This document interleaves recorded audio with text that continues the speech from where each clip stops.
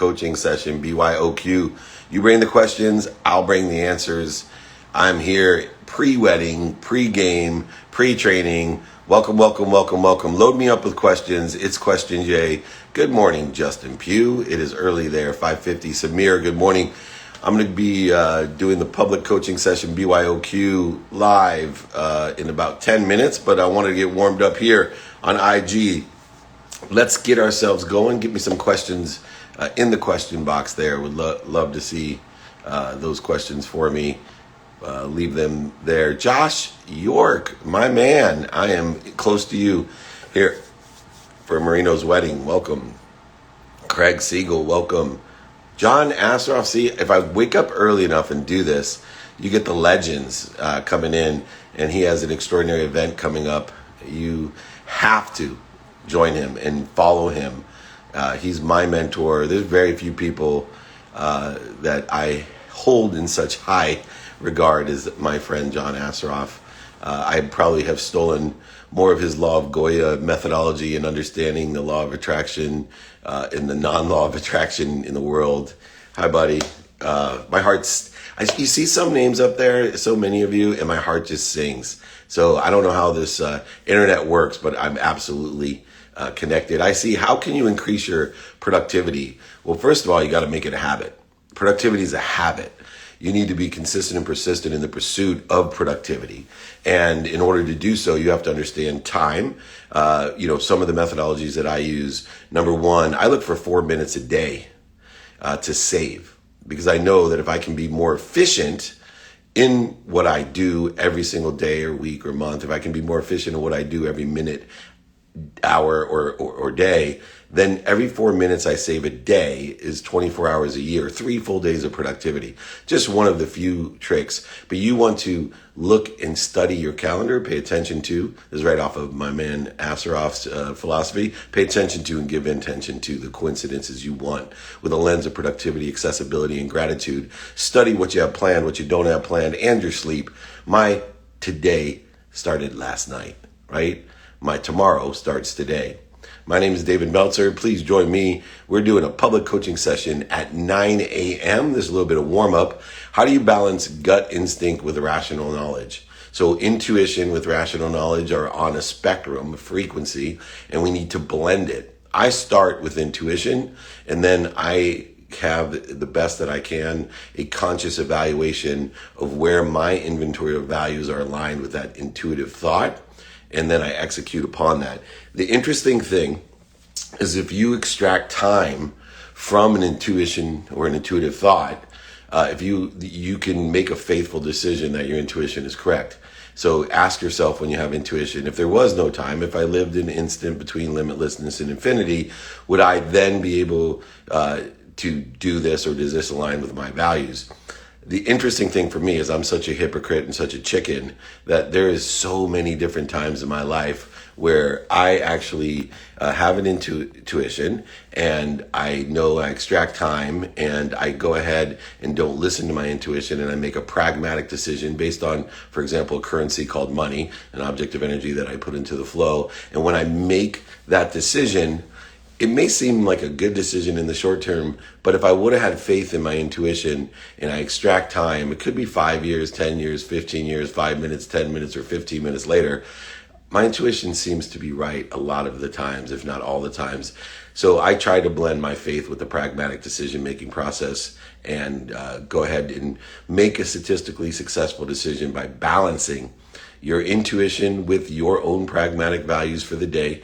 I'm going to pin up here, by the way, anybody hasn't joined my actual coaching and training, just go ahead, email me. It's free every Friday for over 20 years. David@dmeltzer.com. If you haven't gotten my guides, exercises, books for free, I'll send you a copy, pay for shipping, I don't care. You can also join my text community, 949-298-2905. It's all pinned below. But we'll keep answering questions. If you miss any of these trainings, it's featured on Spotify. I have a playlist featured there of all my trainings. It's on Entrepreneur featured. It's on every platform, but featured with Spotify and Entrepreneur. Check it out. Just like the TV shows Elevator Pitch and my new show on Bloomberg, 2 Minute Drill. Check me out. Let's get a few more questions going as we're warming up here. How do you balance gut instinct with rational? Oh, how do you repeat yourself when you don't know how to use Instagram? Learn it from the middle-aged mutant turtle, David Meltzer. Sorry about that, everyone. Favorite book of 2020, Inner Size by John Assaraf, or Leading with Gratitude. Is that Evan Carmichael's book? Evan, post your book up there. I love that book. I get so many books, and I apologize, but I think it's Leading with Gratitude is Evan's book.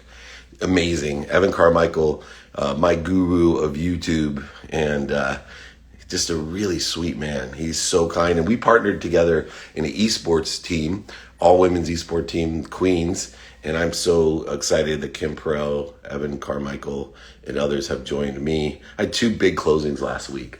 We closed the Queens deal, and then I had I'm on the board of an $18 million fund for Surround Ventures, and we had a closing as well. Big week. So here we go. I want to start a broto business. Any advice? I'm not sure what a broto business is. I apologize.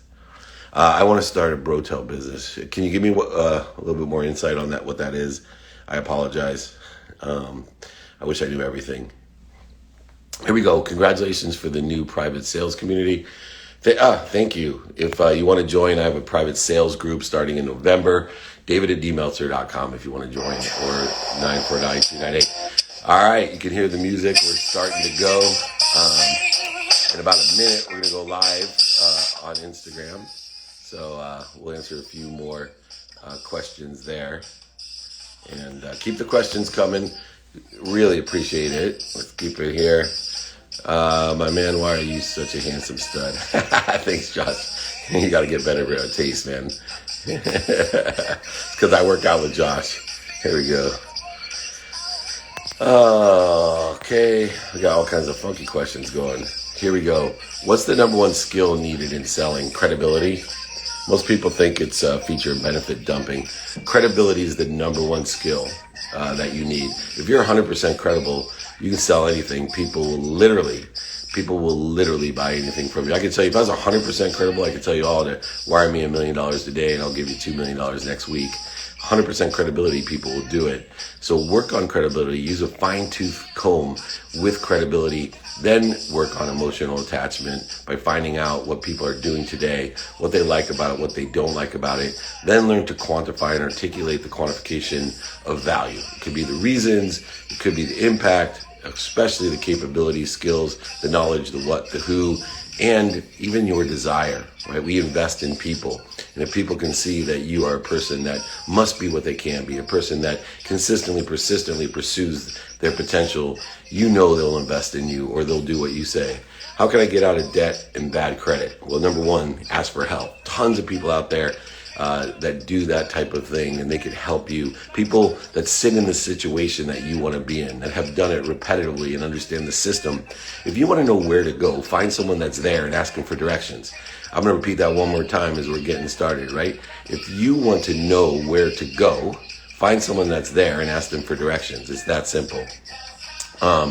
Yes, I love you, Kim, and everyone loves you because you need to learn to love you. When you love yourself, it doesn't matter what anyone thinks. You'll be projecting that love onto others. You cannot have others love you if you don't love yourself. How do you start manifesting when you've never done it before? Taylor, good question. Practice, right? Manifestation is just getting what you want. I'm going to repeat that. And manifestation, that woo-woo, scary-wary term, is just getting what you want. So you need to practice getting what you want. Take inventory of your values, personal, experiential, giving and receiving values. Figure out your what before you find what you want. Most people, go ahead, try it today. Ask a ton of people, hey, what do you want to do? Watch how many people say, I don't know. When you go to eat, ask people, what do you want to eat? See how many people go, I don't know. People don't know what they want because they don't take inventory of their values, and they're afraid of being a hypocrite. They're afraid of growing, accelerating, seeing what's going on. Don't be afraid to be a hypocrite. Don't be afraid. You can literally change your mind. That means you're growing, accelerating, you're learning. Get out of the comfort zone. Get comfortable being uncomfortable. That's what we're talking about. What are the most important in investing? Time and risk tolerance. Whenever and no matter what you're investing in, do not neglect timing and risk tolerance. If you haven't determined your timing and risk tolerance in an investment, you haven't even started to figure out whether or not there's credibility, emotional attachment, reasons, impacts, capabilities, all those different things. So first, determine your timing and risk tolerance. Figure out and find an expert in the space. Get at least 3 people's advice on any investment that you do. Make sure it's aligned with not only the timing and risk tolerance, but of course those inventory of values that you take as well. I want my local TV show podcast up by Netflix. All right, get it done. What did you do to be disciplined? Practice, practice, practice. Once I started to focus that practice, and we're getting there. We're going to go live on every platform. So give me 1 minute. Once I started to practice, and instead of attaching my emotions to an outcome, I started to enjoy the consistent, persistent pursuit of my potential and do that. So look in there, and we're about to get started. So let's get online. Give me 1 second, everybody. If you want to watch me live on LinkedIn or Facebook or any of the platforms, I'll be there. Besides, I'm going here live as well. We're going to be starting to take questions. Bob, welcome. Ken, Divine. How many platforms are you currently on? Every platform. You can reach me at David Meltzer. David Meltzer on LinkedIn. Go ahead, search. I'll also be launching my own search engine to find all of the stuff that we have. So here we go. All right. Welcome, everyone. It is Friday training. It is the public coaching session. I have so many different private things that we're doing. I want to make sure that we avail ourselves to everybody. So put your questions into the Q&A box for me. Really certainly appreciate everybody waking up early for the early edition of our Friday trainings. For over 20 years, we've been doing these trainings. So make sure if you miss it or can't stay for the whole thing, it's featured on Spotify. It's featured on Entrepreneur, all the platforms. You can get the replays. If you want the exercises, books, and guides, they're all for free. My book, for free. All you got to do is email me, david@dmeltzer.com. And those will be posted as well in the chat for you. Make sure you put those questions in the Q&A box for me. Let's get started right away. Here we go. We're going to start rolling through these. Thank you, everyone. How do you build credibility in order to sell? Well, the truth is how you build credibility. So the truth vibrates the fastest. And what happens is when we are selling, people don't even realize it. If they oversell, back-end sell, manipulate, lie, cheat, that instantly, even on the smallest issue, people, instead of looking for value, start becoming skeptics. And they start looking for void, shortages, obstacles, and you've just made your job extremely, extremely difficult. Someone that's 100% credible will never have a problem selling, right? If I'm 100% credible, as I mentioned earlier today on Instagram, if I'm 100% credible, everybody will do what I say. But we never get there. But what we want to do is pursue that credibility and build it by catching ourselves and illuminating when we do oversell, back-end sell, lie, manipulate, or cheat people. We want to illuminate that and tell people, hey, you know what, I made a mistake. I meant to say this. Let me give you an example. On my TV show, 2-Minute Drill, when someone was pitching me, they said, oh, we have 300% growth. Now, that was not a lie. They had 300% growth during COVID, but they started at like $1,000, and they made it seem like it was millions. So, you know, if you're going to do things, make sure you're going through them with a fine-tooth comb, because we want people looking and cheering for us, not cheering against us in a sale. Right? We want to find sponsors and power sponsors. We don't want to create gatekeepers out of sponsors and power sponsors. I have a lens that I look at everyone in the world as my sponsor or power sponsor. What does that mean? I look to everyone in the world that they're there to help me, or they know someone that's there to help me. Next question. What are the challenges that your ego presents? Well, let's look at the word ego. First, EGO, edges goodness out of your life. So that's the number one challenge, is edging goodness out of your life. It's creating interference, void, shortages, and obstacles in your life. It's accelerating you in the wrong direction. Another acronym for ego, employment status. The ego wants us to make sure that we have some sort of stature in what we do. We define ourselves by what we do. And we have that employment stature, the E, that stature of, I do this, I'm a lawyer, I'm a doctor, I'm a millionaire, whatever it is. I'm an entrepreneur, whatever, I own this. Then the second one is G. What do I got, right? I went through this, right? I defined myself by what I got. And I thought I was superior, inferior, and separate from other people because of what I got. E.g., right? Don't define yourself by your employment status. Don't define yourself by what you got. And especially O. And I still struggle with O a lot.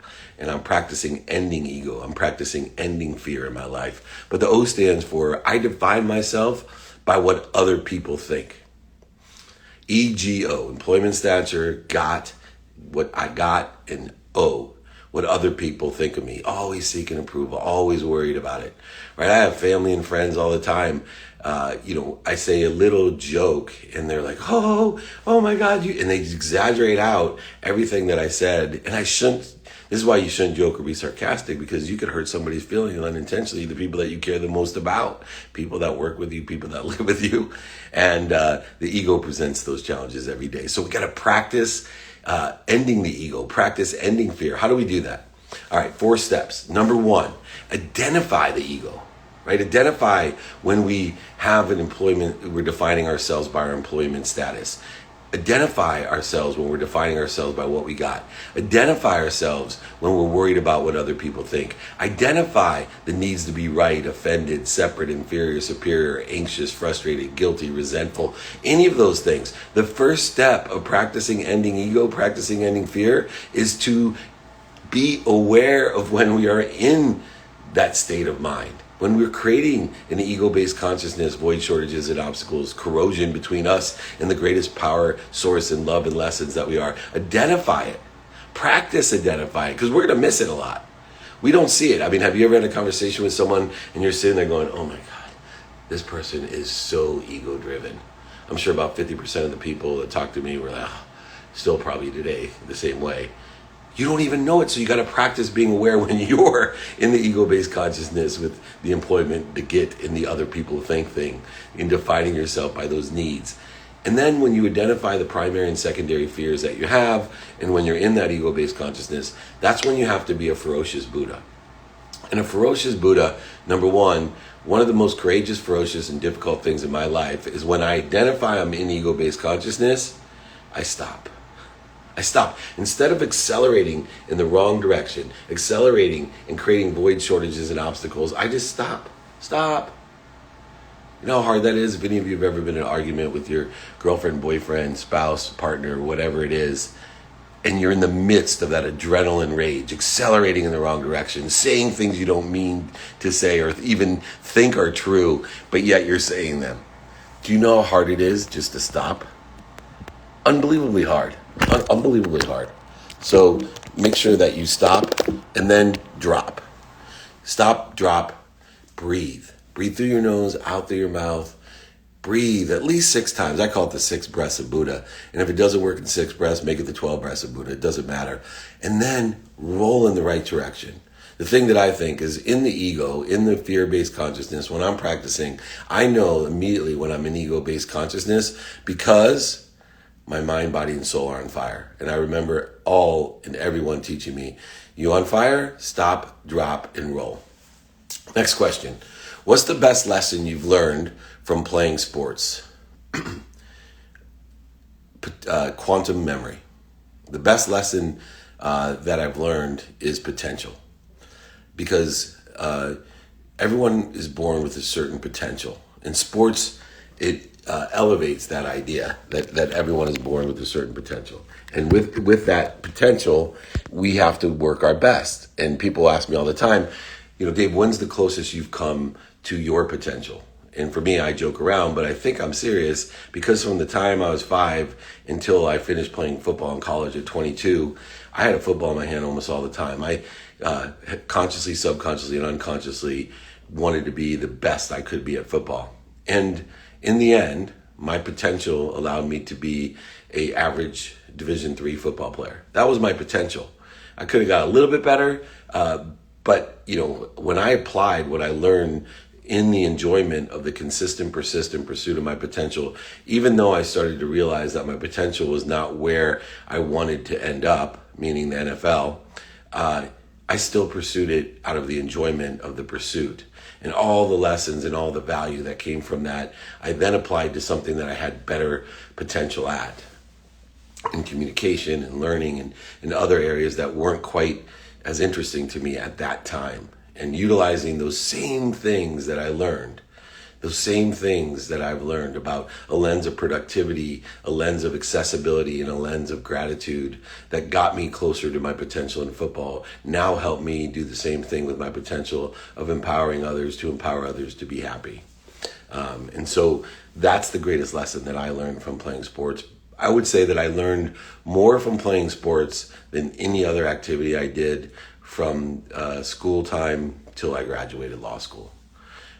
Learned more from participating in sports than any legal business, any class that I ever had. Now, I've learned more from Think and Grow Rich, Napoleon Hill, guys like John Assaraf, who mentored me, who's here today. I have learned more from The Course in Miracles, which I read every day, Wayne Dyer, things like that I've learned more from than sports after I was done playing. What is your biggest fear? My biggest fear is something would happen to my children. Cancel. But yeah, that's my biggest fear. Cancel. I'm not putting it out there. All right. Do you think intention and conviction? It's funny because it took me long to figure that out because I don't even like to put it out there. So I hope you feel the same way. Cancel, clear, cancel. All right. Do you think intention and conviction are the same thing? Not at all. Not at all. It's like saying motivation and inspiration are the same thing. Motivation and inspiration are not the same thing. Don't do that. I apologize on Instagram here. They are not the same thing. Intention is what we think, say, do, and believe. Conviction is what holds us to the consistency of that. So once again, intention is the aggregate of what we think, say, do, and believe, and a little bit of the quantum consciousness of, personality traits, characteristics, obsessions, and addictions. But moreover, conviction is what holds us to that. Conviction is the consistent enjoyment of that. And so you need both to enjoy the consistent, persistent pursuit of your potential. Remember, it's your potential, nobody else's potential. Don't vote for what other people want for you, because when you get it, you'll resent them. Don't vote for what you don't want, because when you get it, you'll be disappointed and surprised. And definitely vote for what you do want. Vote for what you do want, and don't be afraid of changing your mind of what you do want every single day. Okay? Alrighty, here we go. How do you bring yourself back to center? For me, it's identifying what puts me off of center and then breathing and getting down and knowing. Now, in order to know where you're centered at, I use meditation, 20 minutes of meditation every single day. I use that as an indicator, a baseline of where my center is. A lot of people want to get back to center, but they don't know where their center is. They're not living a plateau and grow day. They're living in a myth of Sisyphus. Camus had stated, we sit there and push a boulder to the top of the hill just to have it roll down every day. And he wants you to enjoy the consistent, persistent pursuit of rolling it up and allowing yourself to have forgiveness for it to start over again. I say, why do that? Start with meditation. Find a baseline for the day of center. Plateau and grow.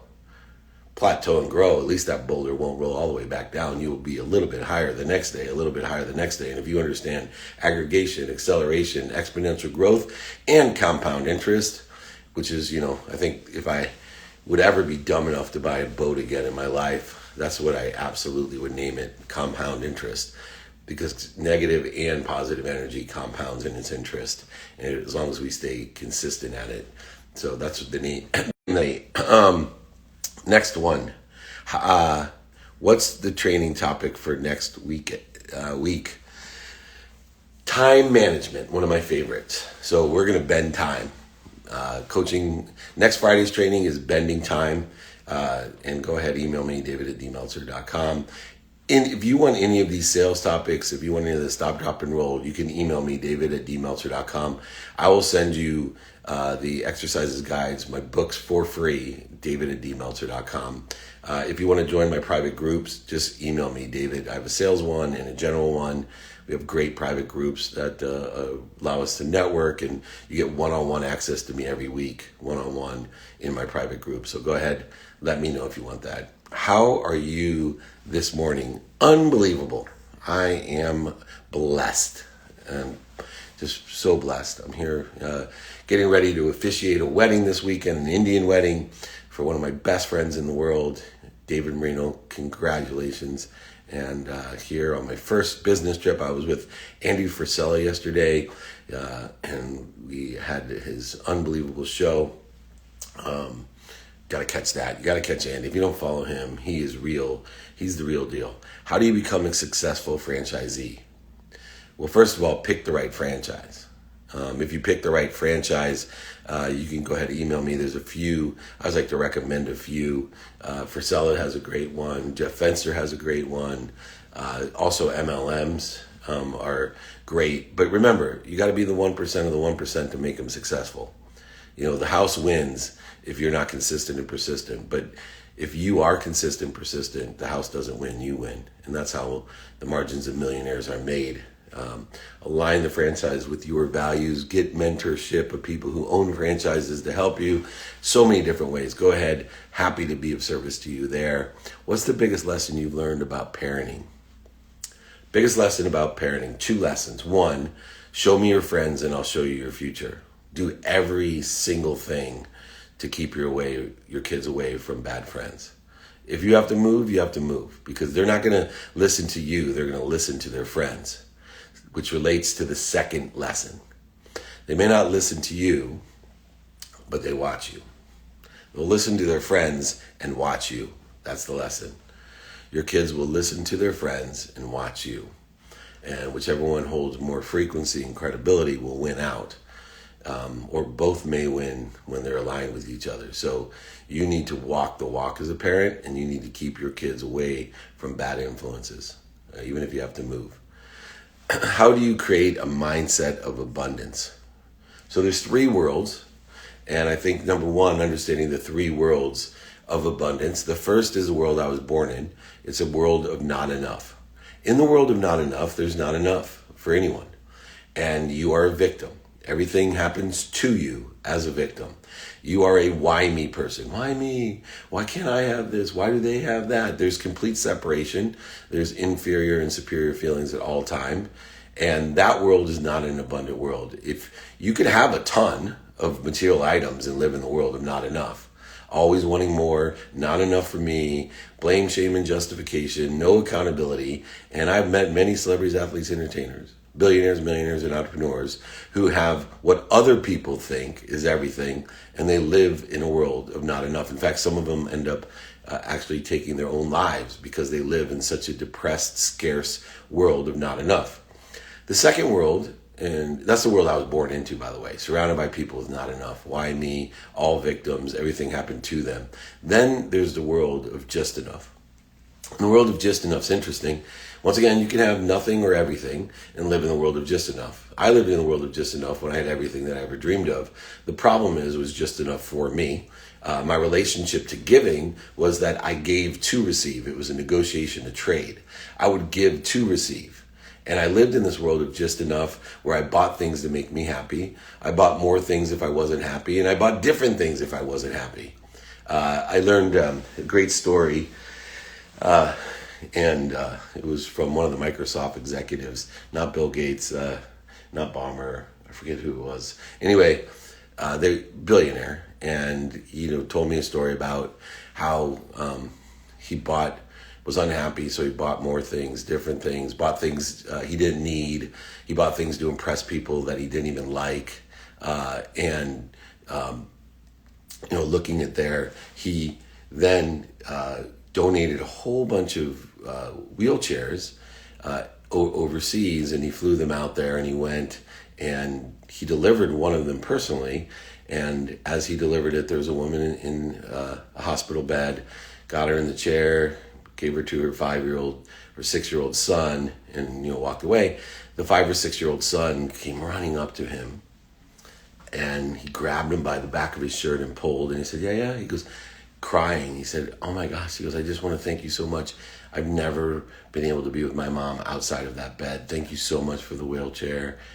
And then that's when he said he was happy. And that stuck with me. I didn't know it at the time when I was talking to him that I was living in that world of buying things I didn't need to impress people I didn't like. That when I was unhappy, I was buying more things and different things. The third world is the abundant world. The one where I shifted the paradigm of giving. So no longer do I give to receive, but instead my major focus in life is to receive as much as I can, knowing that there's more than enough of everything for everyone, and allowing it through appreciation, gratitude, and adding my values. Appreciate, right? When you buy a car and it appreciates, it goes up in value. You buy a watch, a car, a house, it appreciates, it goes up in value. So I am grateful for everything I receive. I want to receive as much as I can to come through me with appreciation, gratitude, and my values, and give it away. Understanding the world of abundance is a world of more than enough. Not a world of just enough where everything, is for what you don't need or to impress people you don't like. Not in the world of, not enough where you're a victim, but a world that sits in between limitlessness and infinity. A world that for just even an instant has everything for everyone. And when you live not only in that conscious belief, but in the energetic belief, the frequency of abundance, you will receive things more rapidly and accurately. You will receive more things, and most importantly, you'll be able to give them with appreciation to others. That's how we create the mindset of abundance, is to recognize what world we're living in. How do you chase a career but prioritize your own family? So first of all, if anyone prioritizes their family most, what you want to do is prioritize your health. Because you cannot take care of anyone if you don't take care of yourself. You cannot take care of anyone if you don't take care of yourself. So I want everyone to reprioritize your family values by prioritizing yourself. You can't give what you don't have. Then what I do is I utilize a minimum amount of time for the most relative people in my life, which I call family, relatives. And I go ahead and associate how relative they are to me from the great chain of feeding. Right? Those people that feed me most are most relative to me. Those that bleed me most are least relative to me. And I utilize that great chain of feeding in order to prioritize my relatives. Those most relative to me feed me the most, and I feed them back the most. And so I go ahead and prioritize those people with minutes, and I do it every day because I believe, especially in relationships, 2 minutes a day is worth more than 2 hours on a Saturday. And so I go ahead and, minimum of 30 minutes with my wife, although she's going to kill me because I started this training at 6 a.m. This morning here on the East Coast, and 30 minutes with my 10-year-old son every day, and then a minimum of 2 minutes a day with my teenage daughters. I asked for 5, they gave me 2. And finally, 1 minute a day with my mom. And I tell her just 4 things. Number 1, that I love her. 2, that I appreciate her. 3, I'm happy. And 4, that I'm healthy. These are the 4 things that your family wants to know about you, that you're happy, healthy, love them, and appreciate them. And so if you want to prioritize your family, you need to put yourself first, because you can't give what you don't have, and you're focusing in a world of abundance, of receiving to come through you, and then utilize the chain of feeding, the variance chain of feeding of how much somebody feeds you in order to how much you're going to feed them. And I use time as my indicator, knowing that time is a compound interest as well as an exponential growth accelerator. And so if I could please focus in on that. What's your favorite lesson to teach people that feel lost? First of all, take inventory of your values. So I have 5 daily practices. If 5 daily practices if you want to find yourself. 1, take inventory of your values. Take inventory of your values: personal, experiential, giving, and receiving values. So 1, what is personally non-negotiable to me? What's experientially what I want to do? What's the giving values? And what's the receiving values? And then I go ahead and ask for help. So the number two thing, of course, is to find someone that's in the situation I want to be in and ask everyone that I can find as a sponsor or power sponsor, do you know anyone that could help me? Third, know your giving values of what you want to give, how productive you are, accessible you are, and gracious you are. And most importantly, your receiving values within the context of what you're asking. Study. I can't believe I'm saying this after all the school I was in. Studying to me is attention plus intention, the great mathematical equation of luck. Attention plus intention equals coincidences. It's the mathematical equation of luck. Those people that have the coincidences in their life that you may think they're so lucky, how do they fall into a gutter and come out smelling like roses? Because they're paying attention and giving intention to the coincidences they want with a lens of productivity, accessibility, and gratitude. They are getting what they want. That's what manifestation, the woo word, really means. Another way as well, if you feel lost, is to do things now. And so if you do things now, 100% of the things you do now get done. And one of the things that you should do now is help other people if you feel lost. If you feel no purpose or passion and are not profitable, the best thing that you can do is find somebody or something that you can help. Be kind to your future self. Do good deeds. That's one of the keys. You will not feel lost. And then finally, as we mentioned earlier, EGO, employment status, getting what other people think, edging goodness out of your life. That's when we feel lost. So go ahead and practice ending fear. What do you think about a business YouTube that is like YouTube, but all business videos, and how would I contact investors? Well, first, create an executive summary and a business plan. If you're going to go ahead and address a YouTube type of business, you need to, one, make yourself equal to YouTube, and two, you're going to have to distinguish yourself with some sort of value, and then be able to articulate that in executive summary or business plan in order to get investors. Because if you get investors, you need to have a value. And so you either have to have a perspective value or a real value in order to take on investors. Most likely in that circumstance, you're going to have to take family and friends investment, because right now it sounds like you have a good idea. And we all know there's a million good ideas out there, but taking it to market is a whole nother matter. So you need to be an experienced CEO or innovator or entrepreneur that has the experience and situational knowledge to go ahead and take on YouTube, as well as the segmentation of how long it would take 20, 30, 40 years in order to effectuate that.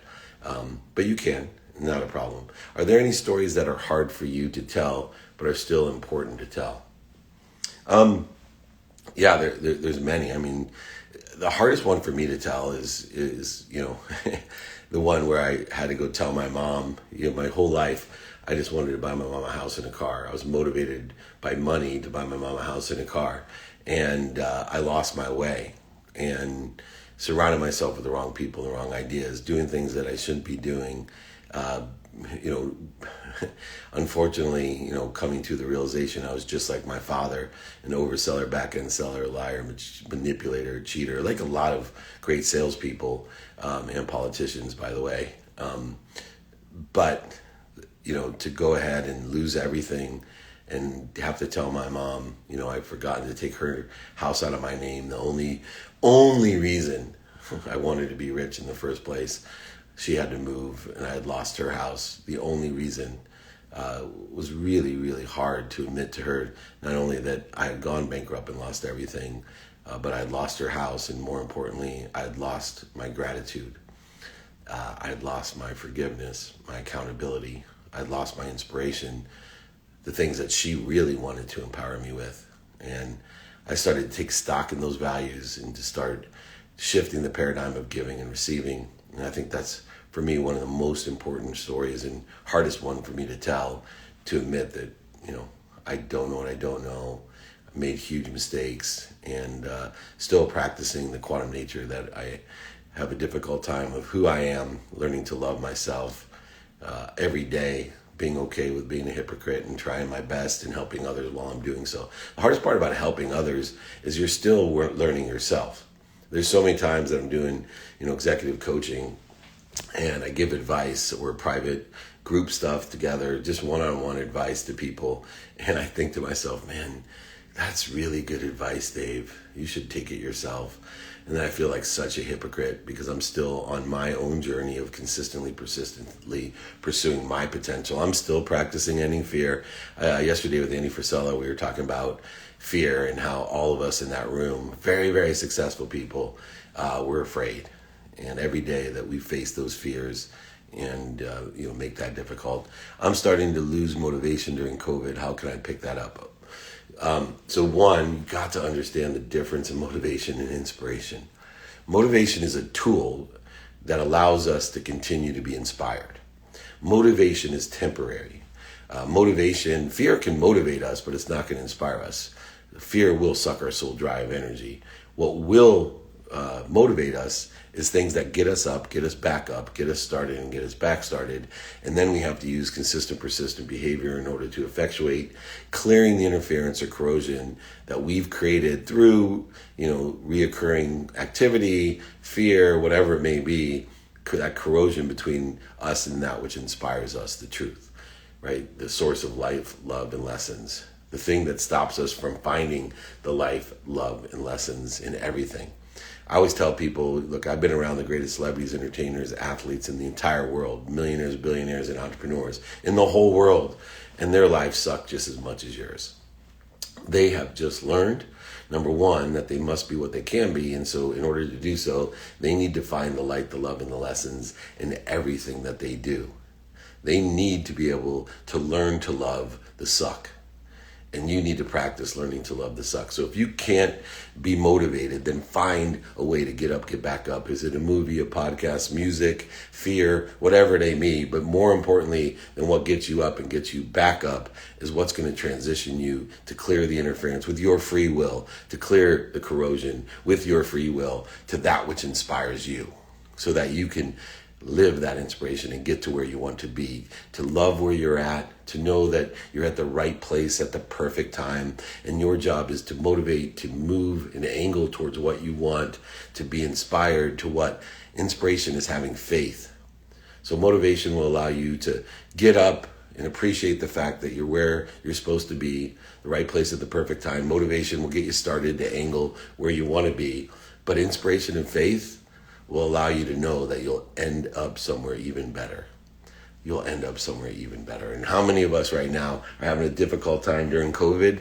We got to live these lessons. We got to have both motivation and utilizing faith and inspiration in order to get us there. And of course, help. If you're not out there asking for help, mentorship, if you're not finding people that sit in the situation you want to be in, you're making a huge mistake. We got free trainings every Friday. Like I said, we got guides on this, exercises. Read my book, Connected to Goodness, Manifesting or Getting Everything You Want in Life and Business. It's free. I'll send it to you. Just email me, david@dmeltzer.com. Hello, I heard you talk about faith and money and how they are intertwined. I thought I heard you say that they have the same energetic currency. Can you please explain? No, they have different energetic currencies. Faith has a higher frequency than money, but they both are currencies. Currencies are an object of energy that we put into the flow to get what we want. At the lower vibration or frequency, money is the currency. That's why living on this earth at this frequency, money is so important. It doesn't buy us happiness or love, but it allows us to shop. And if we shop for the right things, we'll be happy. And if we shop for the wrong things, things we don't need to impress people we don't like, or things to make us happy, it won't make us happy. And so, although currencies, faith and money are both currencies, money's at a lower vibration and it must be blended, as I did and stated before, as you are happy where you're at and what you have, and angling towards something better and more to have, you have to have faith, a higher vibration, a higher frequency. Faith itself, in the process of getting what you want, or the woo-woo term manifestation, faith itself is a currency. It's an object of energy that we put into the flow to get what we want. And those needed to be blended when you're making decisions. Thank you, Christina. Great question. When do you know? Oh, by the way, please, if you don't understand something, go ahead and ask the question either here, email me, because it's not what I say, it's what you hear. Lou Holtz had that great saying, the coach at Notre Dame. Not what I say, it's what they hear, Dave. When do you know it's time to switch careers? Well, careers don't switch, they evolve. And so you should be consistently evolving your career, whether it's within the same business, industry, profession, or outside of it. But think about your career as an evolution of capabilities. Your career is an evolution of capabilities, which means that you should be focusing in on your skills and how you develop and grow those skills exponentially with compound interest, your knowledge, not only of what you know in the consistent, persistent pursuit of your potential, but who you know, all the sponsors and power sponsors of who you know. Remember, on average, most people know about 1,000 people today. You're making a huge mistake. When I was young, it wasn't a huge mistake not to think of people as sponsors and power sponsors, because people only knew 4 or 5 people, their golf match or their card game or their church group. Today, on average, everyone knows about 1,000 people or more. So you're making a huge mistake if you're not looking at that, who you know. And then finally, make sure, like I questioned earlier, that you're inspired, that you are one of the few people that must be what they can be every day, and that you're consistently practicing ending fear to clear the interference that stops you from being inspired. How do you define yourself? No one's ever asked me that question. How do I define myself? I'm a spiritual being having a human experience. I'm a spiritual being. I am connected to the greatest source of light, love, and lessons at all time, having a human experience. The only thing that limits me is the embodiment that I've given. The only thing that limits me, right, only at this pragmatic vibration am I limited by the embodiment that I'm given. I'm given a body that has a certain time expiration. It has certain limitations that it has. But beyond my embodiment, I am infinite. I'm limitless. And that reconciliation is so difficult for people to do when they define themselves. That's why I define myself as a spiritual being having a human existence. And that human existence of embodiment is the only limitation that I have. How do you stay confident but not let ego get in the way? Practice.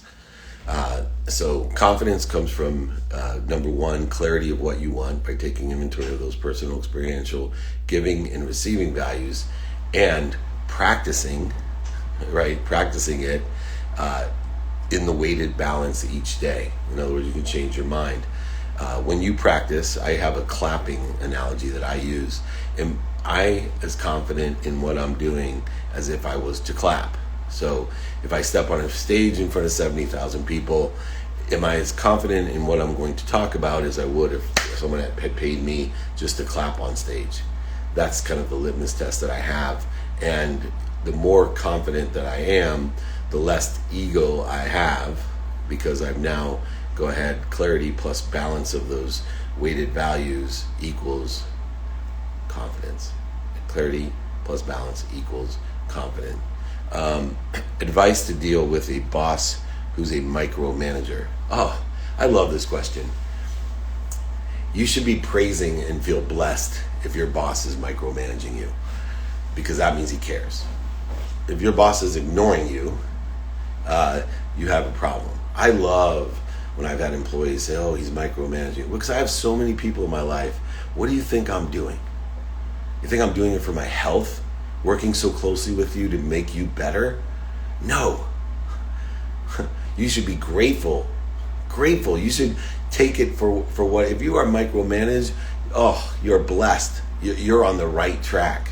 So instead of being resistant to the fact that someone's trying to help you and paying attention to you, you should take it as a blessing and learn as much as you can and take advantage of the fact that the person who's most important in your professional career, your boss, is paying attention and giving attention to you. And so many people take a positive, unbelievable situation and turn it into a negative one, where they end up losing their job and then going below the line in blame, shame, and justification. I love when people leave and go, oh, Dave Meltzer micromanaged me. I'm like, God, did that guy blow it? What a moron. And so even within my own company, I've said it a ton of times, you should worry if I'm not paying attention to you. If I'm not telling you things, you should worry. That means, you have no value to me. Can you speak to the lessons of for me versus through me? Mentioned it earlier, just a quick recap. World of not enough, just enough, and more than enough. In the world of just enough, it comes for me. right? I'm buying things I don't need. Everything's for me. That's why it's limited and still scarce, because I'm very positive, right? I used to tell everyone nothing ever bad happens to me. Everything happens well for me, for me, for me. But the problem is you're still in the world of just enough, and there's always more that you want. When you shift the paradigm of giving to this is a limitless infinity where everything for everyone exists, and it's my job to not only access it myself, but empower others of how to access what they want as well. And that's the only difference, the 1% of the 1%. When I feel best, I have been in the practice of joking around. In other words, being happy. I don't like the way it makes others feel, which is a better channel to place my energy when I feel happy. I've been in the practice of joking around. I don't like the way it makes others feel. Oh, I think maybe like me, you make a joke or make others feel bad by making a joke about them. Look, words have power, and we don't know where people have insecurities. And so when we tap into one of those insecurities, we can make people feel really bad. And we don't want to make people feel bad, especially when we're feeling happy and good and joking around. So what we have to do is have discipline and control to utilize our happiness and our jokes in a positive manner. Something that I'm working on, because I tend to be sarcastic. I am quick-witted, and sometimes the quick wit is not as positive as I'd like it to be, or appropriate. And so those are all things that I'm practicing and having greater discipline for and to and through. But make sure that you do practice that. Words have power. I know I got in trouble on Goodreads. There's this woman, when I launched my book years and years ago, I was so hurt, need to be offended. But she basically said that my book sucked because I said that if you talk to water, and I learned this from somewhere else, I think the movie Blink, but if you talk to water, you can turn it brown. And if you talk nicely to water, or you talk to plants, they grow faster. And this is scientifically proven. You can test it out yourself. And I was trying to make the point that words are vibrations, they're frequency, and they have an effect on people. And so we should be as positive as we can, not only with our thoughts, but with our words, what we say. We want to increase and elevate others and make them feel good, and try to be, constructive in making people feel better by utilizing diplomatic vocabulary and diplomatic statements in order to help inspire people. And this woman just said, I hate this book. Anyone that thinks that you could talk to water and turn it brown, is crazy. And I'm like, oh, well, you just exposed yourself. It's like politicians that say things at times, and you're like, really? Do you really think you just exposed yourself? All right, on the topic of quitting a project and a person unknowingly stopping prematurely, how does one know if it is the type of quitting that is smart, practical move, or type of quitting that comes right as one is the cups of breakthrough and success? Well, quitting is not the issue. You should never quit, right? Taking the right trajectory and angling in the right direction and having faith that you'll be somewhere better. So, man-made constructs are LLCs, S-Corps, and C-Corps, as well as man-made constructs are time and money and all of those things. So people think that because, I was in this business and then I moved to this business that I quit that business. No, it just evolved. The person who quit is the person who literally stops and not utilizing where they're at as a turn signal. So if you're using your current business as a turn signal in order to effectuate moving in a better direction, a better situation, and having faith that you're going to end up somewhere better than that, pain itself will indicate to you, mental, physical, spiritual, financial, emotional pain will indicate to you that you have a better direction to go in. It's not indicating stopping. You don't ever want to stop, but you do want to angle towards something better. So if switching jobs or switching to a different business model or business name or business structure is within the context of getting to somewhere better, a better situation, so you can empower others to empower others and live a more abundant life, to receive more to come through you for others, go ahead and do it, but don't stop. Don't sit within the context of your comfort zone and stop learning, stop making mistakes. Don't do it. 25% of the people stop. 99% of the people. See, that's why I hate statistics. 99% of all statistics are made up, and the other 1% you screw up like me. Anyway, 99% of people, they quit, they stop before they're 25% of the way there. And Then the 1% that continue on, another 99% of them stop before they get to 50% of the way. That's because of aggregate growth, acceleration, and exponential growth, compound interest. People can't see compound interest. I'm going to quote that to everyone. People can't see compound interest. Your children grow utilizing compound interest. You don't see it, but you got to go buy them a new pair of shoes every 3 weeks. That's why people feel stuck. Not because they're in a comfort zone. People feel stuck because they're growing. If you weren't growing, you would not be stuck in anything. Right? I'll put you in a room and you start growing, you'll feel stuck in that room. If you don't grow, you won't feel stuck. Right? It's when we start feeling the walls close in. Why? Because you're growing. And that's when most people stop and they shrink back down to size instead of breaking through and growing and growing and growing. So get stuck, getting stuck. What's the greatest mistake you've made and what did you learn from it? So in other words, what's the greatest lesson I've ever learned? I so hate the word mistake and busy and work. Mistake is just a lesson. Busy means you're unavailable, and work means that you don't understand the activity you get paid for and you don't get paid for. You're putting extra interference, void, shortages, and obstacles. You're focusing in on what you don't want in your activity by calling it work instead of calling activity I get paid for activity I don't get paid for. You have a got-to-do attitude, not a get-to-do attitude. So what's the greatest mistake you've made and what did you learn from it? The greatest lesson I've ever learned, I'm going to phrase this right for you, young man. The greatest lesson I've ever learned is radical humility. And I learn it every day. I mean, it's not the sizes of the mistakes, which are huge. One huge one is I got into a lawsuit and I had no humility. I didn't ask for help. I let my ego get in the way. I went to blame, shame, and justification. No accountability, no gratitude. I was aggressively attacking and being attacked, and I had no humility. And that has happened again and again in my life. That's why the two words that sit upon my nightstand are radical humility. I literally know that I need to know that I don't know. I've learned a lot in my life, and even though I've learned a lot in all these different lessons, one of the things that happens when you learn a lot is you realize there's a lot more to learn. So a lot of times people, right, there's an old saying, the more I study, the more I know, the more I know, the more I forget, so why study? I say it a little bit differently. The more I study, the more I know, the more I know, the more I realize how much I don't know. So I study. No, continue to know. Radical humility. But the more you study, the more you'll know. Studying is attention plus intention. It's the mathematical equation of luck. The more I study, the more I know, the more the coincidences will come in my life. But I will tell you, the more that I know, inclusive of in that is the more that I know, I start realizing how little I know. In other words, I don't know. Once again, reinforcing radical humility, reinforcing that I'm going to make huge mistakes when I work. When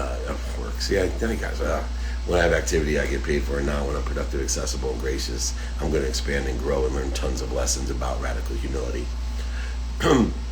What other entrepreneurs do you look up to? Wow. Andy Frisell is one of them. Ed Milet's one of them. Gary Vee, close friend, on each for their own situational knowledge, right? No one, Jeff Bezos, obviously the thing I love about Jeff Bezos is I think back 25 years ago and think about him sitting in a garage telling me, hey man, can you give me some money? I'm going to create a bookstore online. I'm going to sell books online and end up being the richest man in the world. If you would have told me 25 years ago, hey man, I'm going to open a bookstore online, I'm going to be the richest man in the world, I hate saying this because I'm someone who believes people laugh at you, scoff at you, make fun of you, and then they go ahead and applaud you. I would have been one of the people laughing at him going, that ain't ever going to happen. Only you know, right? That's what I love about Gary Vee. I can see that everybody there. I'm trading cards with Gary Vee and all types of stuff. Dan Fleischman. Gary has been the greatest help to me of anyone on building my brand online, and hopefully I've been a little bit of help to him on the sports agency side and some other things as well. How to be confident, clarity, balance, and focus, kind of went over that one already. Keep the questions coming. What would you like to accomplish by the end of this year? what would you like your team to accomplish by the end of this year? Well, number one, time's a man-made construct, so I would never try to accomplish anything by the end of this year, or want my team to accomplish anything by the end of this year. I want to accomplish things as rapidly and accurately as I can, and I want my team to accomplish things as rapidly and accurately as I can. The minute I say I want to finish this by the end of the month, the end of the year, the end of the week, I'm actually creating resistance, void, shortages, obstacles to finishing. If all I focus in on is what are the skills, capabilities, and desires to get this done or accomplished. So what I'd like to do is enjoy the consistent, persistent pursuit of my potential, aligned with the values that I have and the objectives that are created from those values as rapidly and accurately as I can.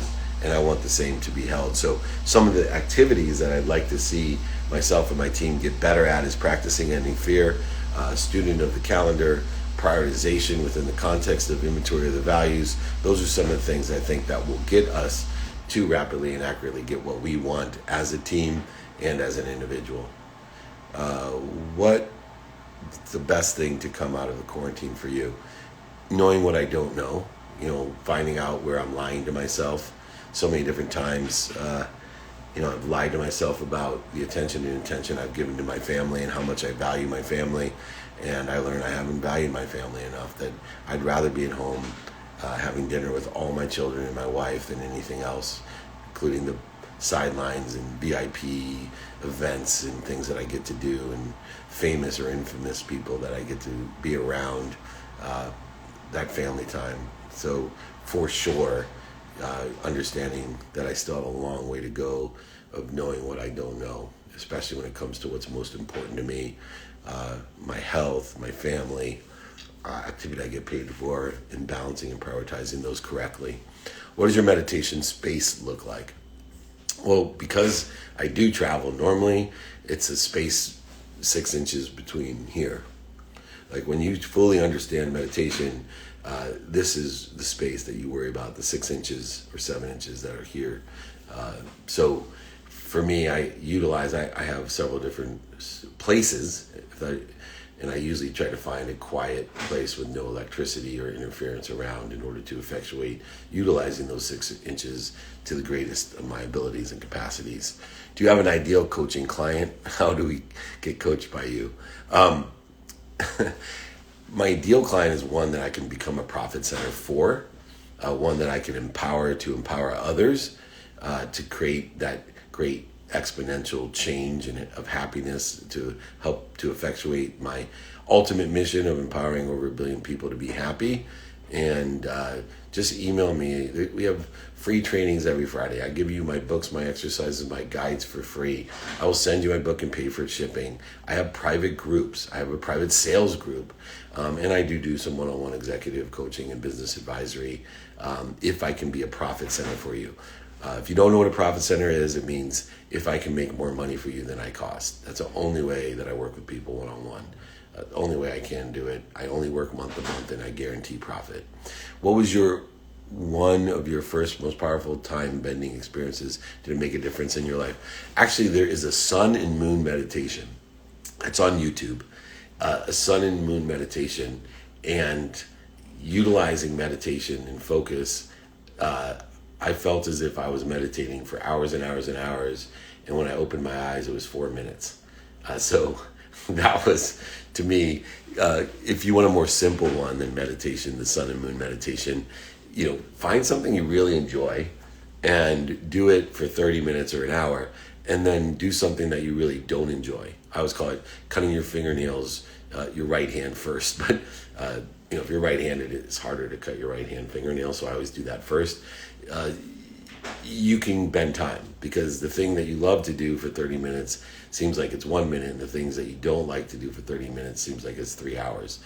So sun and moon meditation, do things that you love, do things that are difficult, and you'll be able to at least raise your awareness and identify why you can and how you can bend time. So well said. Taking care of yourself and taking care of the time for your family is a super important. Yes, absolutely. How do you deal with family members that you do everything for and can't get them to take care for you back? Well, this is the problem with giving, especially to family members. Do not give to receive. Make a decision in your mind today that, especially with the people most relative to you, if you're going to feed them, you're not expected to get fed back. That you are unconditionally going to give. This is the lesson that my mom taught me, that she was unconditional with her love towards me. That she was able to give so much to me, which is why I usually can't talk about it without crying, because the one superpower that my mom has is she understands giving better than I ever will most likely cancel, but hopefully I can attain the unconditionality of her giving. Now she has lots of other things that she could do and work on in her own worthiness and other things, but she understands unconditional giving. So practice giving with no expectation back. And it opens up. You'll be giving more and receiving more if you can give with no expectations. If I'm just starting in sales, how do I get off to a strong start? Join my private group. I'll send you a 5 to Thrive sales guide for free. Connected to Goodness, my book for free. All of those things are going to help you start off. So, private sales group, my 5 to Thrive guide, just email me, david@dmeltzer.com. And so also next week, come to training for time management. Free training next week, next Friday, time management. I will teach you how to bend time. It'd be great. But I also teach you how to manage productivity, accessibility, and gratitude. How to provide more value, how to be more accessible to others and access what you want, and how to find the light, the love, and the lessons in the management of your time to get the most activity you get paid for out of your day. Good morning, David and crew. From Irvine, you mentioned you read A Course in Miracles every day. Yes, I read A Course in Miracles every day. Do you or did you ever go through the workbook? Thank you for your service. Absolutely. There's the lessons every day. I have gone through and still do the workbook every day as well. Proverbs 27:17. As iron sharpens iron, so one person sharpens another. Empower others to empower others. Be happy. I love the Proverbs 27:17. Absolutely. Understanding resistance. How do you stay engaged in your current job when it is absolutely something you don't want to do? You are also working towards something you love. Learn to love what you do, buddy. Learn to love what you do. I try to tell people all the time, I hated taking out the trash, and I learned to love taking out the trash by looking for the light, the love, and the lessons. I use trash as a timeout in my life to look for what I want, to be happy, to think about, meditate, do whatever. And so I'm always seeking trash now. And I've changed the energy of trash to a point where my kids, who trash was kryptonite to, beg to take it out because of the energy they feel when I take the trash out. So learn to love what you do. Be a professional and learn to love what you do. If you can't learn to love what you're doing, then go ahead and stop doing it and find something else. Make the investment in yourself to learn to love what you do, or find something that you do and can learn to love. You're not going to automatically love everything. A percentage of everything you do sucks. You got to get the discipline and the muscle of learning to love what you do and finding the light, the love, and the lessons in what you do. It would be more of an educational YouTube. Would you want to partner with me? I don't know what that means, right? So it's an idea. So like I said, got a million great ideas out there. I will partner with anybody, but you have to do the work. You have to create an executive summary, a business plan, show me the credibility, emotional attachment, quantify the reasons why I should partner with you, the impact it's going to have according to my values and the capabilities you have, need, or want. You got to go through the work, everyone. You can't just go ahead and say, I got this idea. You want to partner with me? I do. I want to help you, but there's certain things you have to do in order to do that. So I can utilize our time effectively so you don't waste your time. What's your idea of source? Great question. Light, love, and lessons, infinity and limitlessness, an unbelievable abundance. The world of more than enough is source, and being able to connect to that is the key. Source to me is God, Jesus, Muhammad, Joseph Smith, Buddha, whatever you believe in. That is your source. That which inspires you and comes through you with appreciation for others, that which connects you. All right, last question. How do you exchange faith for greater good? You don't have to exchange them. They are blended together. They are one. When you have faith, you're at your highest frequency. You are in the greater good. The greater good is having faith connectivity to what inspires you to come through you with appreciation for others. Utilizing faith to clear the interference, not only to source the greatest light, love, and lessons and power, but also everything else that you're connected to. A tree has no branches. One branch would not go to war or create resistance against another branch. It would kill the tree. Let's stop killing our tree. Let's unite together, everyone. Let's appreciate how similar we are and appreciate our differences and how much better we are because of those differences. How your strengths and my weaknesses combine to a greater strength, or your weaknesses and my strength combine for a greater strength. Let's grow our tree. All right, everybody, that is 1 hour on the dot. I appreciate everybody. Reach out to me, david@dmeltzer.com, for the exercises, guides, books. Next week training is time management. Please, if you missed this or want a replay of this, go to Spotify. There is featured on Spotify a playlist of all my trainings. I'm featured on Entrepreneur on every platform. The playbook, download it. You can join my text community, 949-298-2905. Remember, if you want the exercises from this training, if you want the guides, my books, if you want a signed book shipped to you, I'll pay for it. No problem. Just email me directly. I answer myself. Just be patient. I'll get back to you. david@dmeltzer.com. If you want to join trainings, david@dmeltzer.com. If you want the private groups, sales group starting in November, david@dmeltzer.com. And if you are and want to be a profit center with me, go ahead, david@dmeltzer.com. Remember, everyone, be kind to your